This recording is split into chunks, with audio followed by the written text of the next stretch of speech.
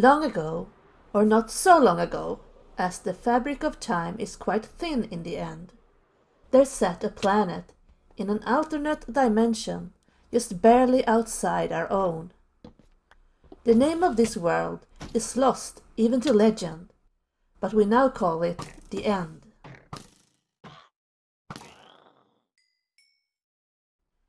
There lived a race of masterful builders, now called the Endermen. These beings held a society completely built around the idea of building. The measure of one's life was determined by the things one built, from the tallest statue to the finest sculpture.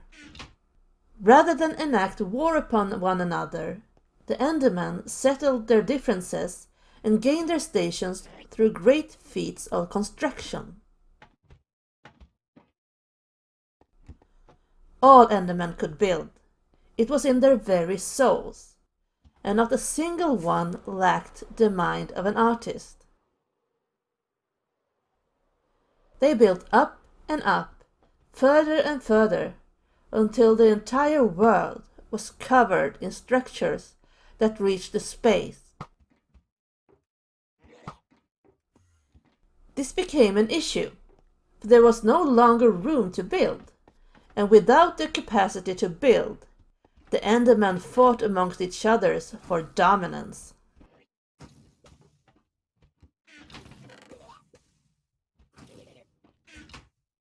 Soon, the population of the End dwindled to nearly half of its original number. Seeing the horrors of this war, a young, headstrong Enderman took matters into his own hands and began to destroy the magnificent structures across the planet. The other Endermen were horrified at the sight of one of their own destroying these great monuments, and so retaliated with violence. At the top of the grand structures they fought, until the weight of so many angry Endermen toppled the structure.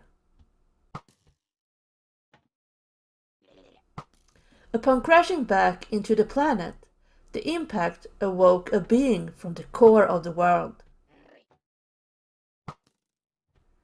It released its energy and imploded the End, causing the planet to shatter.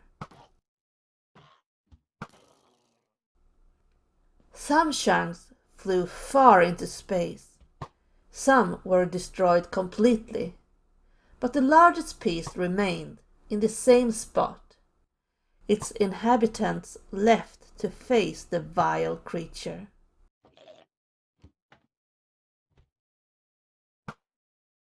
The creature known as the Ender Dragon destroyed the End and enslaved all the Endermen on the largest piece of the planet that remained.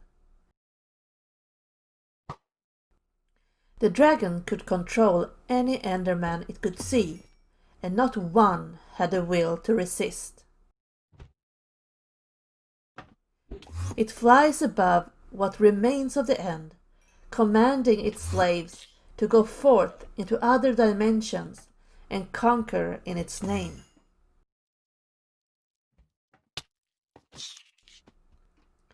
The Ender Dragon does not seem to be able to leave the dimension it currently resides in, and must use the Enderman to conquer other realms.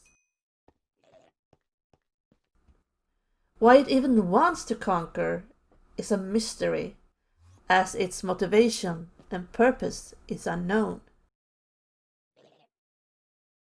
The Endermen encountered in the modern day are the slaves of the Ender Dragon. They have lost their free will and sanity. Sometimes their builder instincts still show as they attempt to take blocks and stack them. But it is believed that they are too far gone to be saved. The dragon has warped their minds and their form, making them far taller and removing their capacity for intelligent speech. They only know how to kill, but they cannot fight what they cannot see. Their eyes only see in an odd spectrum that shows the properties of the environment. For some reason, looking into the eyes of another being makes them visible to the Enderman. Perhaps souls register in the spectrum, or perhaps all creatures just look like dirt to the Enderman, except for the eyes. Those few Endermen who were on the smaller chunks of the end when it imploded managed to avoid the dragon's control and so retain their original states.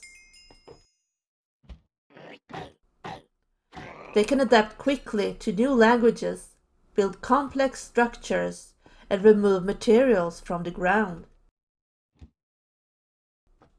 They are also much shorter than their slave counterparts and possesses better dexterity. They are few in number and are rare in any dimension, and are not hostile to those who are not hostile to them.